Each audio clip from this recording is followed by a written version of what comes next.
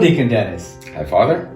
Thank you for making time. I know we're all busy in our own world, but this is important, and it's great to communicate with people in this form as well, right? Tell me a little bit about you, Deacon. Well, Father, I'm a Saskatchewan boy. I was born and raised in Regina. We used to farm just north of Regina for the first number of years of my life, but for the most part, I was raised in Regina, did my schooling, university degree there. Mm-hmm. And after completing my university degree, my wife and I had met Jan in Regina as well. We decided to pack it up and off to Calgary we went. Wow. Nova Corporation had offered me a position to start my career. So Cool. that brought us to Calgary, and we've been here 41 years this May. Wow. When was the first time you were part of St. Mary's Cathedral? Yeah, so that's an interesting question. Mm-hmm. Janet and I were on vacation in Phoenix, Okay. and I received this phone call from the bishop's secretary at that time, saying, Dennis, when you get back, please come and see the bishop. Mm-hmm. And I thought, oh no, what have I done now? Am I in trouble? So I went to see him when I got back, and he invited me to exercise my diaconal ministry here at St. Mary's.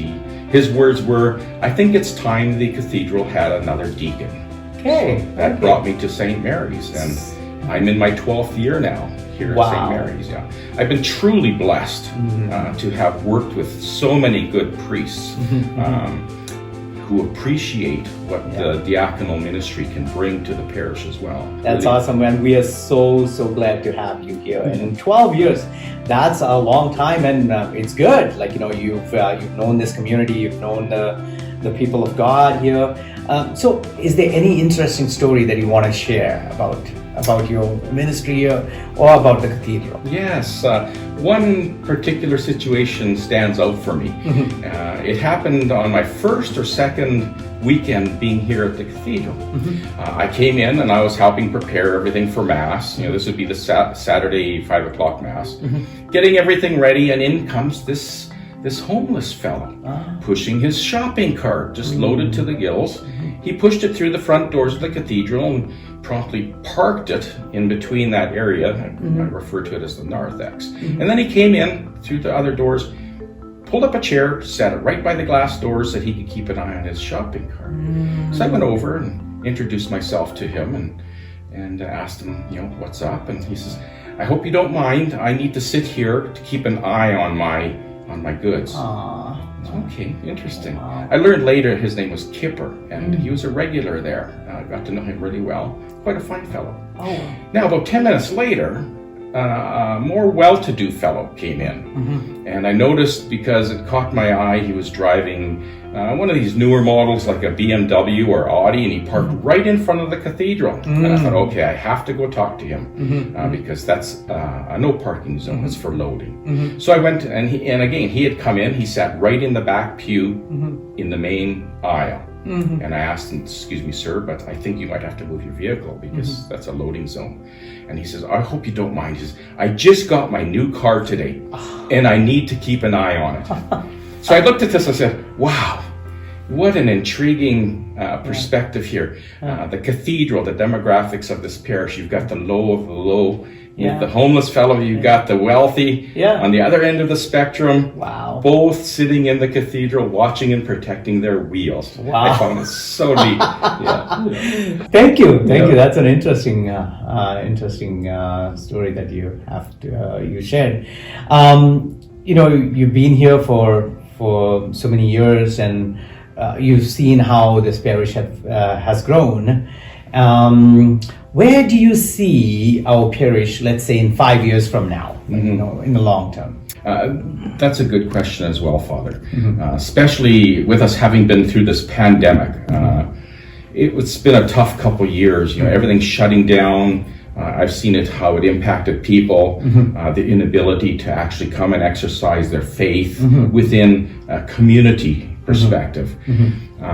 Over the next 5 years, I really see us trying to regain what we lost during that pandemic. And I'm seeing it starting now. It's kind of two-part. It's trying to draw the people back in and say, listen, it's okay now.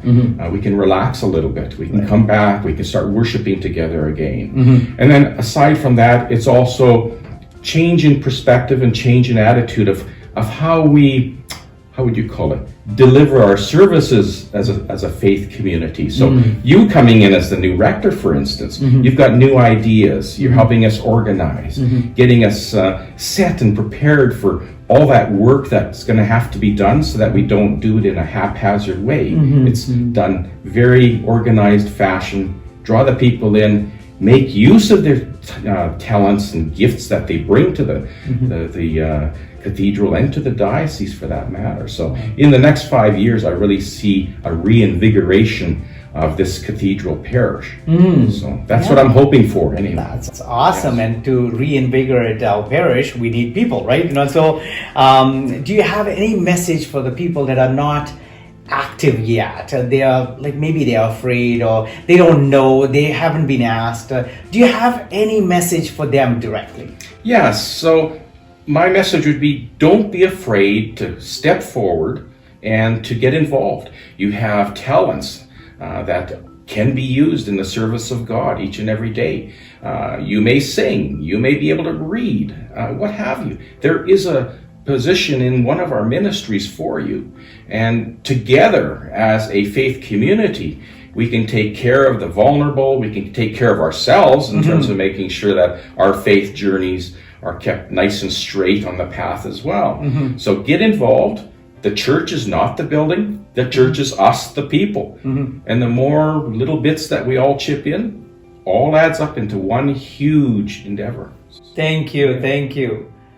That's an awesome message, right? There's a position for all of you. That's what our Deacon Dennis is saying. There's a position for all of you, and don't be afraid. Get involved, and we are here to work together. The church is not a building. The church is we ourselves. And so if you can come out of your pews and come out of your homes and be involved, that'll be great. Thank you so much.